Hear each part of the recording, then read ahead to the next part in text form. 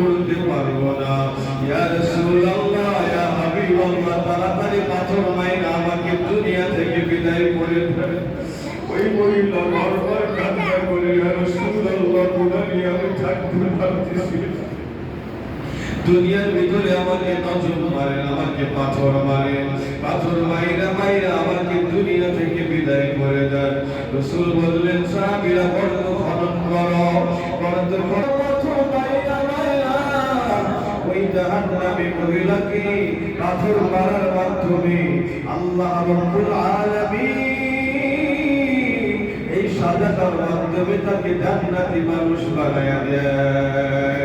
সাহাবায়ে কেরামের কাছে রক্তগুলা বেলকি দিয়ে সাহাবায়ে কেরাম ঘৃণা করলে নবী বলে, এই সাহাবী জানো এই মহিলা এমন তওবা করেছে, ওর তওবা যদি সেই বড় গর্তের মধ্যে ফিরায় দেওয়া হয়, এক গর্তের মধ্যে সরায় দেওয়া হয়, সমস্ত মানুষের হেদায়েতের জন্য যথেষ্ট হয়ে যাবে। ও বাবা, এই জন্য গুনাহ থেকে তওবা করো। গুনাহ হয়ে গেছে ব্যাপার না, আল্লাহ বলে না তাবির রাহমাতিল্লাহ, আদম রহমত থেকে তোরা নৈরাশ হইস না। তুই বান্দা তোর মাকে ডাকলে তোর মা খুশি হয়, কলিজা ঠান্ডা হয়, বাবাকে ডাকলে বাবার কলিজা ঠান্ডা হয়ে যায়। তুই যখন আমাকে আল্লাহ বইলা ডাকতা, সবাই বলে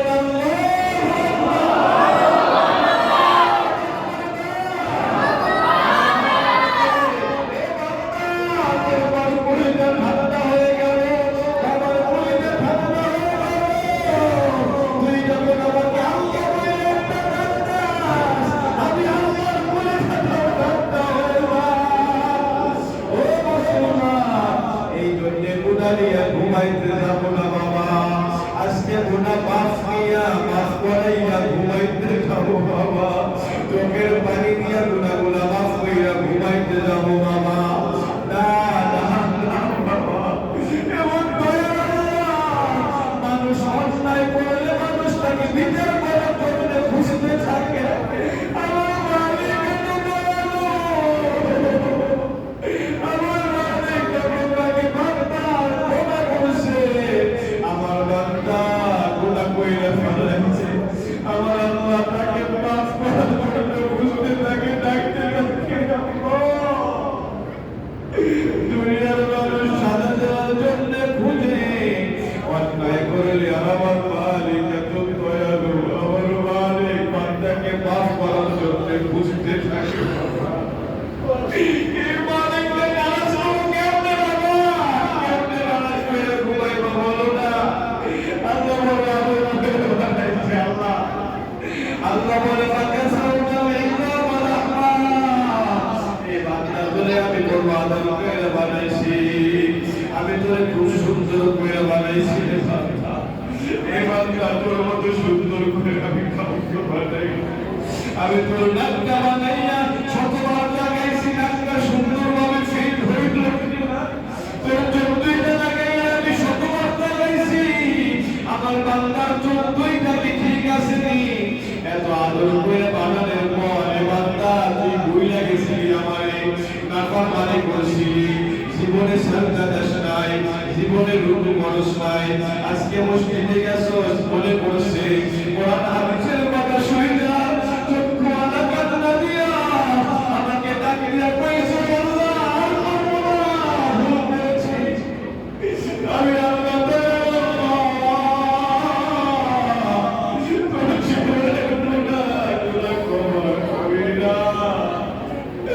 আমার রহমতের কোলে তুলে নিব তুইলা।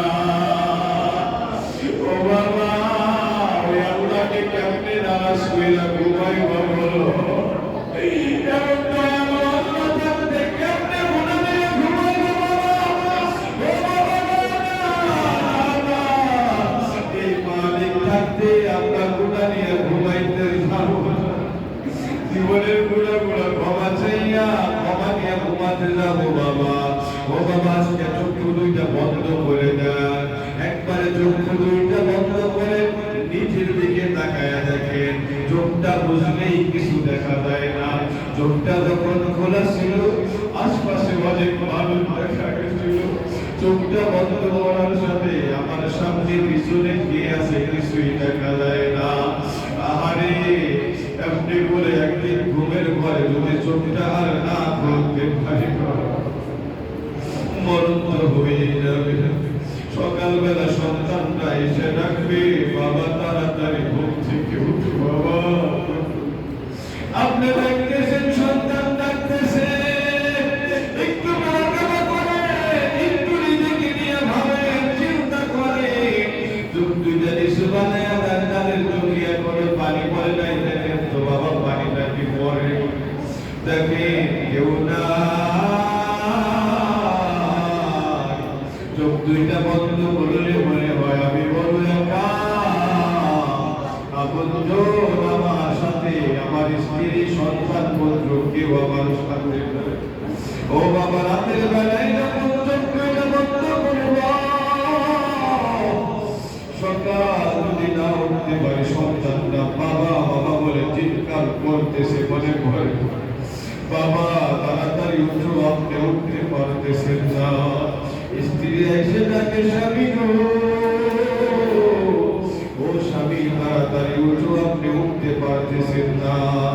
আপনার আত্মীয় স্বজন দূর দিয়ে চলে আসে, আইসা বাড়ি থেকে লাশটা ঘরের থেকে এই ঘরটা বানাইলাম 10 বছর মেহনত কইলাম, মাথার গাম্পায় ফেলাইয়া ফেলাইয়া এই ঘরটা বানাইলাম।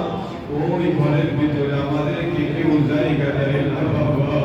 ধইরা ধইরা উঠানের মধ্যে দেখেন না ভাইয়া, ভাইয়া আমার শরীরের ভিতরে যে পোশাক পরা ছিল,